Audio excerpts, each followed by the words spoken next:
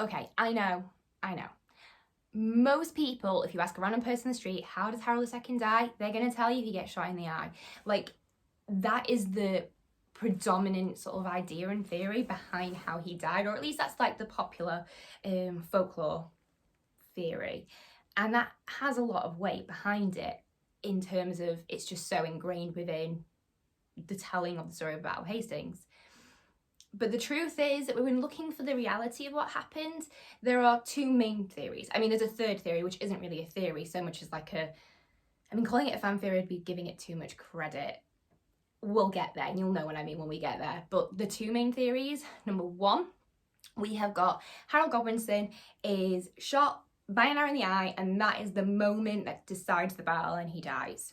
The second theory is that he is essentially hacked to death and brutally cut down by some of William's men. And again, that also has a lot of weight behind it. So what we're going to talk about today is trying to figure out which one of those is more likely, and we'll give a little bit of a look at that wild theory and see what happened there too. But yeah, let's get into it. So theory number one, I don't remember which way around I said it now, but anyway, let's go and start with him getting hacked to death.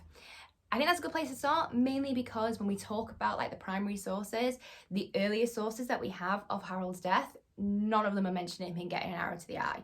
There are some that kind of are a bit vague and mention that he gets sort of pierced with mortal wounds, but ultimately in terms of like specific detail, none of them are mentioning an arrow and none of them are mentioning the eye. So the earliest source we've got for this is what's often by historians shortened down to the Carmen, which translates into English for the Song of the Battle of Hastings.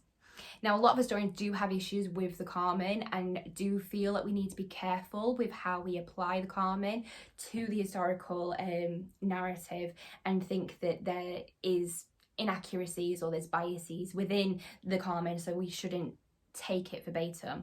Marc Morris in particular does very much favour looking at the Song of the Battle of Hastings as a very valid source, and often throughout his writings when he's talking about the Battle of Hastings, he talks quite a lot about the Carmen and what the Carmen does reveal about the Battle of Hastings, and he just sort of talks and makes a very good case for us not entirely discrediting the Song of the Battle of Hastings. William essentially gets a group of knights together and he sends them off after specifically Harold, and then it describes in some detail about how he is hacked down. It talks about the different body parts that are getting sort of taken apart and all that good stuff. Yeah.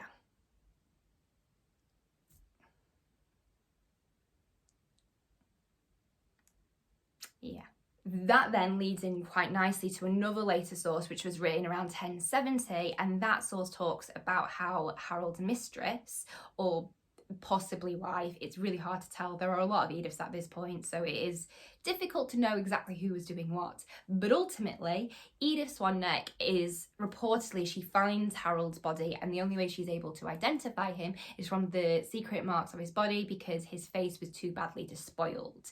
So that, again, it leads into, and it fits really nicely with the Carmen's narrative, that Harold was brutally hacked down, and to the point that his face was actually unrecognisable. And that fits in really well with what we know about medieval battlefields. Medieval battlefields are not easy places to be. If you think about the amount of weaponry that's there, you know, you've got obviously your swords, you've got your Dane axes, your maces, even shields could be used as a weapon. Like, they were really brutal places. And if we're talking realistically, if an important person like Harold gets one injury, I wouldn't be surprised if all the other sort of Norman knights are then hacking to bring that person down. It just makes sense. You know, and again, a good example of the brutality of medieval battlefields would be the body of Richard III. You know, when his skeleton was discovered, it was very clear to see the extent of the brutality of those injuries. And we only obviously had the bones. Like, I imagine there were even worse injuries that didn't penetrate all the way through to actually leave marks on the specific bones. So again, there is a lot of weight to be put behind this theory. You've got the earlier sources, they are very clear in terms of not mentioning an arrow and talking in more kind of like realistic ways of how William is or how Harold, sorry, is brought down on the battlefield and how it was incredibly brutal.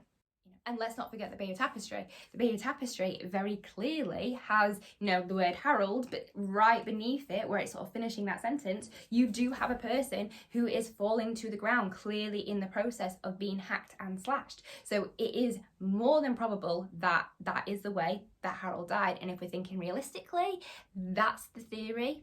That's the particular one that I personally would throw a lot of weight behind.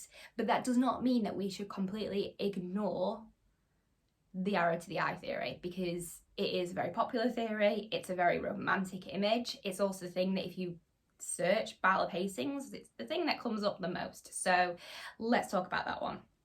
If we start off with the Bayeux Tapestry itself, the Bayeux Tapestry very sort of famously has that depiction of the figure who has got like a golden arrow like in their eye. It's a bit of a clunky image, and people who don't love the idea of the arrow to the eye theory would argue that the reason it's clunky is because it wasn't supposed to be an arrow at all. It was meant to be a different weapon that got kind of later added on to be an arrow. But ultimately, that's the story that the Bayeux Tapestry tells. The Bayeux Tapestry is a relatively close source. Obviously, it was created for William's half-brother Odo. He kind of commissioned it. And then there's a lot of debate over who actually specifically created the Bayeux Tapestry in terms of like putting it together. There is an argument that actually the people who were putting it together were English nuns, and that's why perhaps the treatment of Harold isn't monstrous. It is, for the most part, relatively respectful, although the Bayeux Tapestry does include the scene of Harold swearing an oath to William, and that's important to the whole idea behind the arrow to the eye. We'll get there. So when we're talking about the arrow to the eye, we've got the Bayeux Tapestry, and then by the time we get to the early 12th century, we do start to see the idea of an arrow being in the eye start to appear in the literature. So we do start to see different sources talking about the fact that Harold was slain by an arrow to the eye, which then penetrated into the brain. So we start to see these stories start to emerge as the sort of the wider narrative of the Battle of Hastings becomes much more readily understood by the wider public, let's say. So we do start to see that. We start to see people talking about the arrow to the eye, but they are all later sources. That doesn't mean we should entirely discredit them, but they are all later sources. Some of the other pieces of evidence that we need to talk about is the fact that in the Bayeux Tapestry, and I like this sort of interpretation of it, is like, okay, so you've got he's hacked to death or he's slain by an arrow. As Joey Tribbiani would say, just put your hands together. Could it have been both? And that's what the Bayeux Tapestry potentially is showing, because of course you do have, at the beginning, you have Harold with an arrow to the eye, and then you have a similar figure being thrown down. Is it that those two people are both Harold? And there's a really good article which talks about how duplications are not uncommon. So that could again be a valid interpretation of what actually happened. It is not unusual to have a character depicted directly below his name in an inscription. Examples can be found for Duke William and Bishop Odo, but it seems significant that the artist carefully placed the inscription in Harold's death scene so that it finished above the fallen figure. But if it is the more fanciful and romantic take on how Harold died, perhaps we ought to talk about why an arrow to the eye. Well, firstly, is it a bit of a coincidence? Harold Hardrada is also apparently slain with an arrow, although that one's to the neck. So why are both of them killed by arrows? Was it just that it was really, really common for people to die by arrows? We know the Normans, and we know William was utilising crossbows and archers, and it is, from that perspective, definitely plausible that Harold died from an arrow. Same thing for Harold Hardrada. Very, very possible. Is it a weird coincidence? I mean, I don't know. There were lots of arrows, so it could have just been one of those things. But one of the things I do want to kind of add is the fact that arrows have got a very clear symbolic connection. And when we talk about medieval historians, they're not trying to necessarily tell the facts so much as trying to make references to biblical stories or to classical motifs or just to tell a good story. Like medieval writers, they're not beholden to, I need to know exactly what happened. They're not investigating it in that way, and often would take artistic license. Which brings me to the whole symbolism behind the arrow. So there are biblical stories, and it was very common in the 11th century for people to be have their eyes gouged out or blinded, particularly people who had broken some kind of oath. And Harold, according to the Normans, had broken his oath to William, the oath which apparently, according to William, Harold was saying, look, I'm going to support you to become king after Edward the Confessor dies. But Harold went back on that oath, according to William. Therefore, it makes complete sense that the Bayeux Tapestry would actually have him being slain by an arrow to the eye. This image seems to be lifted more or less unaltered from an illustrated version of an Old Testament story. Zedekiah and his family were punished because he had broken an oath of fealty to his overlord, and Zedekiah's own punishment was blinding. So when we're talking about this, I would argue that actually the symbolism behind it makes way more sense, as opposed to it being a realistic interpretation of what actually happened to Harold. Actually, the symbolism behind it is the more important thing. You've also got the aspect of arrows being representative of fate.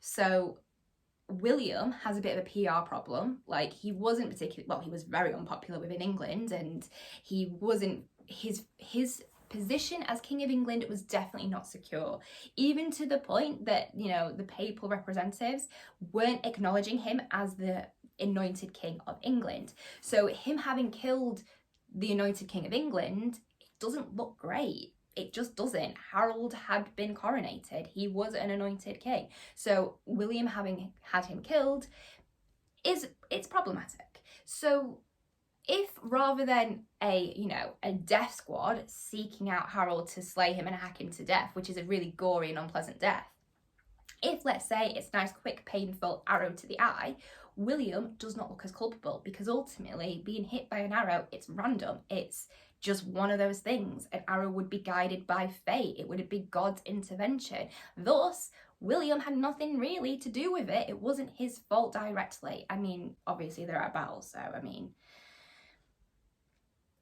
mean, that definitely kind of suggests that William is somewhat responsible, but here we are. It also kind of fits in with William really trying desperately to restore his reputation. He builds, obviously, Battle Abbey is the most famous example, but William does go on a bit of a massive building spree. We have lots of cathedrals that are being built, and all of this is William saying, look, I am begging forgiveness. I am a good Christian, and here is me getting here's me repenting for what I did. So again, the arrow to the eye, it's a nice way of absolving William of direct interference. It is also a good way of kind of referencing the fact that Harold broke an oath. So again, I think if we're talking from a literary perspective, Harold being hit by an arrow, it makes a lot of sense. Also, just for the English, Harold was a very, very popular figure, particularly in the south of England. So again, it's a much nicer death, and it's a nicer and more respectful way to remember who, for a lot of people at the time, would have remembered him as a really great man. So it wouldn't look, I guess it would be quite a nice way to remember Harold, as opposed to the gruesome, painful, getting your bits and pieces chopped off. I suppose we should talk about the third theory, which I like writing. So I like this theory just for how wild it is. It's not really a theory, but it was written in the 13th century, and essentially it was a story of how Harold didn't die at the Battle of Hastings, but he did get injured by an arrow, but he survives the Battle of Hastings. He goes off and essentially lives out the rest of his life in exile and goes to Germany and, I don't know, lives as a hermit or something. It's a wild theory. I think there's definitely potential there to write a really interesting historical, alternate history, but it didn't happen. No. no historian, no writer of the medieval time period even considered the possibility that Harold survived. His children do not act like he survived. When they are fighting against when they're fighting against William, they are fighting on behalf of restoring they're not fighting on behalf of their dad, they're fighting on behalf of the Godwin family.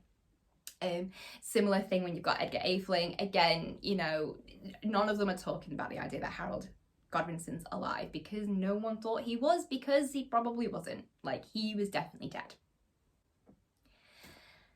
So there we go. So I'll just leave you with the sort of the final thoughts, and I'll turn to Peter Rex, the historian who wrote that book there. So Harold the King Who Fell at Hastings, and he writes that the only certainty is that Harold died at Hastings and was buried at Waltham. Preach. Anyway, thank you so much for listening to my sort of rambling takes on the death of Harold II, and feel free to leave a comment below. I would love to hear like your thoughts on how Harold died. Have I got anything wildly wrong, anything you completely disagree with me about? In terms of the sources that I use, I'm going to put them in a link, or I'll list them in the description below. The books in question that I used for the majority of the research was Marc Morris's The Norman Conquest, Peter Rex, Harold the King Who Fell at Hastings, and then The House of Godwin by Michael John Key. So they are all, each of them, really fantastic history books. There was also an article which I'm going to link below, which was also really, really helpful for kind of doing the research behind this. Okay, like I said, feel free to leave a comment below, and I'll catch you in the next one.